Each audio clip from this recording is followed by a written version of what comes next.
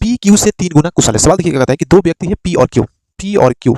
सवाल में कहता है कि पी जो है, पी व्यक्ति जो है क्यू से 3 गुना कुशल है। कहने का मतलब है कि अगर क्यू का एफिशिएंसी 1 है तो इससे 3 गुना एफिशिएंसी किसका है? क्यू पी का है।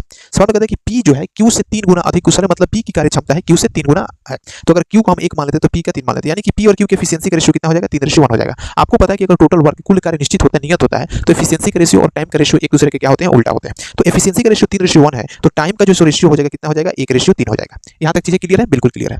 अब सवाल में पूछा जाता है कि पी क्यू से 40 दिन कम काम करने में सक्षम है, मतलब पी जो है क्यू से कम 40 दिन कम काम करने में सक्षम है। यानी कि अगर क्यू जो है, सो यहाँ पे हमने निकाला है कि अगर क्यू जो है किसी काम को 3 दिन में करता है तो पी जो है उस काम को कितने दिन में कंप्लीट करेगा? 1 दिन में कंप्लीट करेगा। मतलब कि पी जो है सो क्यू से वह 2 यूनिट दिन काम 2 यूनिट कम काम करने में क्या है? सक्षम है। जबकि सवाल में बोल रहा है कि 40 दिन काम करने में सक्षम है, मतलब कि 2 यूनिट रिप्रेजेंट करेगा 40 को, तो 1 यूनिट रिप्रेजेंट करेगा किसको? 20 दिन को। 1 यूनिट रिप्रेजेंट करेगा 20 दिन को। तो एक बात बताइए मेरे भाई, एक दिन में एफिशिएंसी 20 है, तो टाइम जो होगा यह कितना दिन लेगा? मतलब कि पी जो है उस काम को कितना दिन में करेगा? 20 दिन में कंप्लीट कर देगा।